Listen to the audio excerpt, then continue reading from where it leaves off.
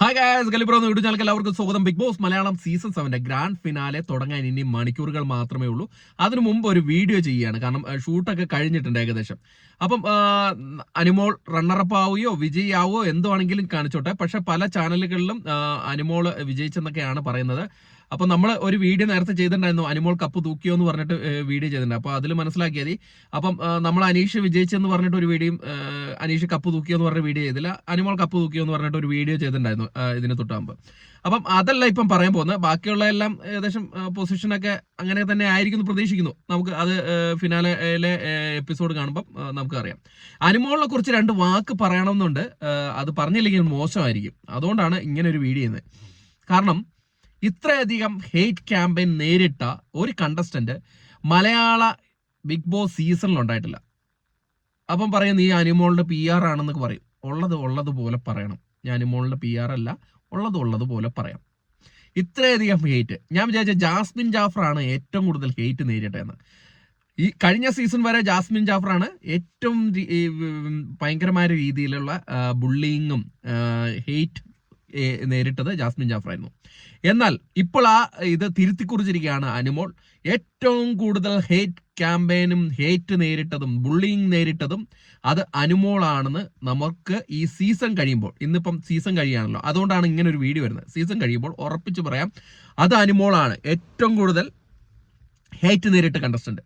അതില് അനീഷ് ആർമികൾക്ക് നിങ്ങൾ പറയും നീ വന്ന് കൊണയടിക്കുക എന്നൊക്കെ പറയും. പക്ഷെ ഉള്ളത് തന്നെയാണ് പറയുന്നത്. അത് പറയാതിരിക്കാൻ വയ്യ.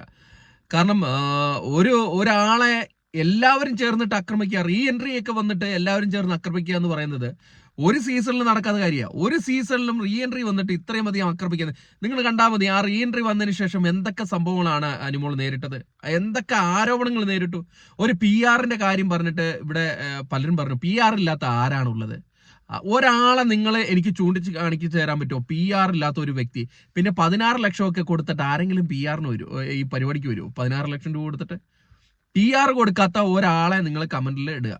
ഇപ്പം നിങ്ങൾ വിചാരിക്കും ഇപ്പം അനുമോളിനെ ഇതാക്കി പറയുന്നത്. ഞാൻ ഇങ്ങനെ ഒരു വീഡിയോ എന്ന് പറഞ്ഞാൽ അനുമോളിനെ കുറിച്ച് സീസൺ അവസാനിക്കുമ്പോൾ അനുമോളിനെ കുറിച്ച് ഇങ്ങനെയെങ്കിലും ഒരു വീഡിയോ ചെയ്തില്ലെങ്കിൽ അത് ശരിയായ ഒരു നിലപാടായിരിക്കില്ല. അതുകൊണ്ടാണ് പറയുന്നത്. ഞാൻ അനുമോളിന്റെ ഹേറ്റ് കണ്ട് നമ്മൾ പ്രേക്ഷകർ കുറേ പേര് കണ്ടാണ്. അപ്പം അതിന്റെ പേരിലും കുറേ വോട്ട് കയറിയിട്ടുണ്ടാവും. അനുമോൾ അനുഭവിച്ച ആ വേദന, റീ എൻട്രീസ് വന്ന സമയത്തുണ്ടായിരുന്ന കാര്യങ്ങൾ. അപ്പം അത് പറയാതിരിക്കുകയാണെങ്കിൽ അത് ശരിയാവില്ല. ഒരു Bigg Boss season 7 live full കണ്ട ഒരു വ്യക്തി എന്നുള്ള നിലയ്ക്ക് എനിക്ക് അത് പറയേണ്ട ഉത്തരവാദിത്വ ബോധമുണ്ട്.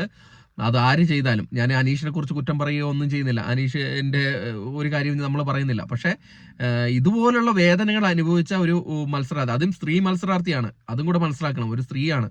അപ്പൊ അവരത്രയും അധികം ഹേറ്റ് ക്യാമ്പയിൻ നേരിട്ടു, എന്നിട്ടും അവിടെ പിടിച്ചു നിന്നു. ഇപ്പം ഫിനാലയിൽ വരെ പ്രവേശിച്ചിരിക്കുന്നു. അതൊന്ന് ഓർക്കണം. ടോപ്പ് 5 വരെ പ്രവേശിച്ചിരിക്കുന്നു. എന്തായാലും നമുക്ക് കാത്തിരുന്ന് കാണാം കപ്പ് ഉയർത്തുന്നത് ആരാകും എന്ന്. അപ്പം കാര്യങ്ങളൊക്കെ പിടികിട്ടി എന്നൊക്കെ വിചാരിക്കുന്നു. ഇനി കൂടുതൽ പിടികിട്ടാത്തവർക്ക് വേണ്ടിയിട്ട് അടുത്തൊരു വീഡിയോ ആയിട്ട് നമ്മൾ എത്തുന്നതായിരിക്കും. അതുവരെയും ടാറ്റ ബൈ.